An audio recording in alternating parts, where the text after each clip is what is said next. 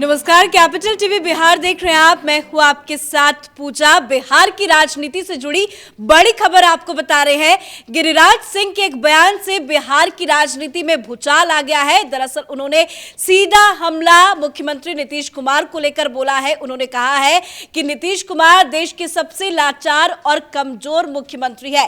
दरअसल पिछले कुछ दिनों से लगातार रामचरितमानस को लेकर घमासान मचा है। उनके नेता की तरफ से जिस तरह से बयानबाजियां हो रही हैं, उसको लेकर गिरिराज सिंह ने सीधा हमला बोला कि अगर मुख्यमंत्री अपनी बात नहीं मनवा पाते, नेता उनकी बात नहीं सुन रहे हैं, तो उन्हें फौरन अपने पद से इस्तीफा दे देना चाहिए। इस बयान को लेकर क्यों मचाया घमासान, क्या कुछ बड़ी जानकारी बिहार से आ रही है? तमाम बड़ी जानकारी के साथ मेरे साथ न्यूज रूम से जुड़े हुए हैं कैपिटल टीवी के editor in chief doctor Manish Kumar. क्या कह गए गिरिराज सिंह? देखिए, गिरिराज सिंह और नीतीश कुमार की दुश्मनी तो जग जाहिर है।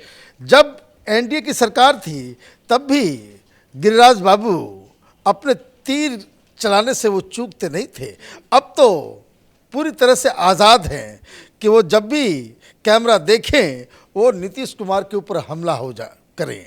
तो वही हुआ, क्योंकि 4-5 दिनों से लगातार कई सारी खबरें आई और गिरिराज सिंह को मौका नहीं मिला। आज मीडिया वालों ने घेरा कि गिरिराज बाबू क्या हो रहा है। उन्होंने कहा कि भाई ये इनको बिहार से कुछ लेना देना नहीं है, काम वाम करना नहीं है नीतीश कुमार को। इनके सामने प्रधानमंत्री बनने का वो मुंगेरी लाल के हसीन सपने वो देख रहे हैं, इसलिए वो तो काम कर नहीं रहे हैं और इनकी बात कोई सुन भी नहीं रहा। डिप्टी सीएम भी नहीं सुनता, कोई नहीं सुन रहा, मंत्री नहीं सुन रहा, विधायक नहीं सुन रहा।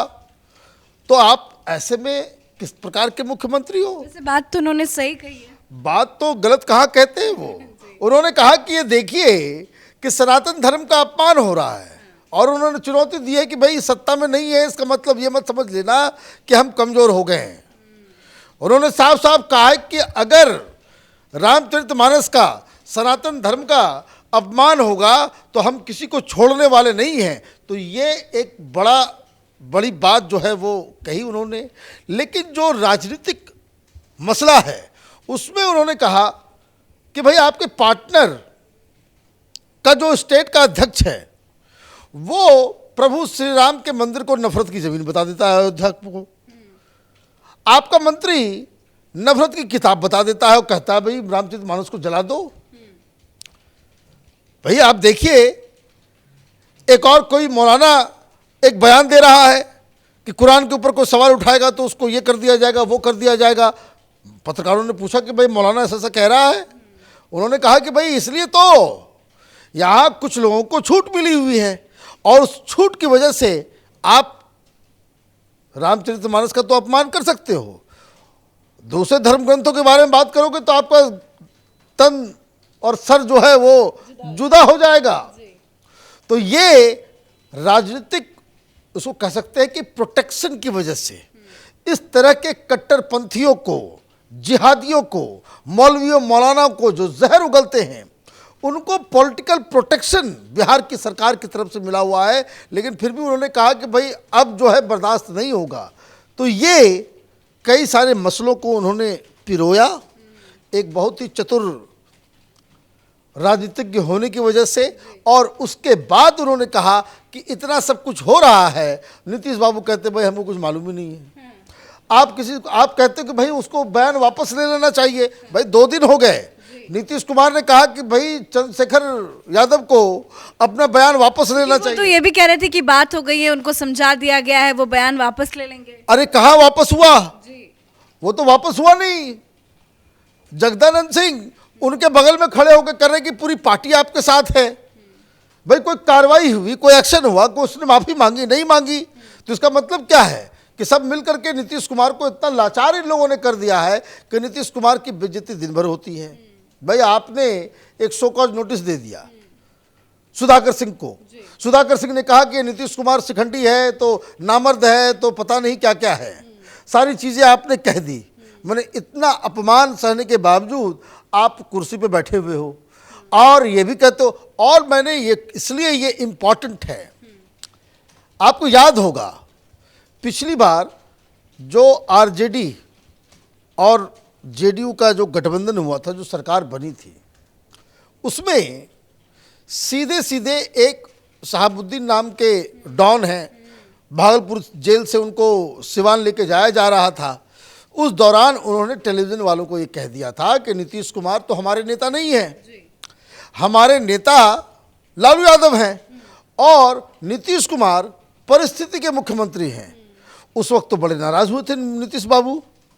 मैं देख रहा था टेलीविजन चैनल वो न्यूज़ 24, उसमें आरजेडी की एक महिला प्रवक्ता वो साफ साफ कह रही है कि भाई हमारे लीडर तो नीतीश कुमार नहीं है, तेजस्वी यादव हैं। वो ये भी कह रहे हैं कि भाई आपके लीडर आपको कह रहे हैं, आपके मुख्यमंत्री एक मंत्री कोई आदेश दे रहा है कि बयान वापस ले लो, तो वो कह रही कि भाई नीतीश कुमार कौन होते हैं, चंद्रशेखर यादव के लीडर तो तेजस्वी यादव हैं। तो इसका मतलब क्या है? ये कोई पॉलिटिकल बयान नहीं दे रहे गिरिराज सिंह। गिरिराज सिंह वो सब कुछ अच्छा, उस कार्यक्रम में जेडीयू के प्रवक्ता भी मौजूद थे और वो भी हतप्रभ कि भाई ऐसा क्यों हो रहा है, और प्रवक्ताओं को तो बाकायदा कोच करके बताया जाता है उसकी आज क्या लाइन लेनी है, अगर इस तरह का सवाल पूछा जाएगा तो क्या कहना है। तो पार्टी प्रवक्ता भी यही कह रहा, प्रदेश का अध्यक्ष आरजेडी का यही कह रहा, आरजेडी का मंत्री यही कह रहा, विधायक भी यही कह रहा, सारे लोग तो आप तो लाचार हैं।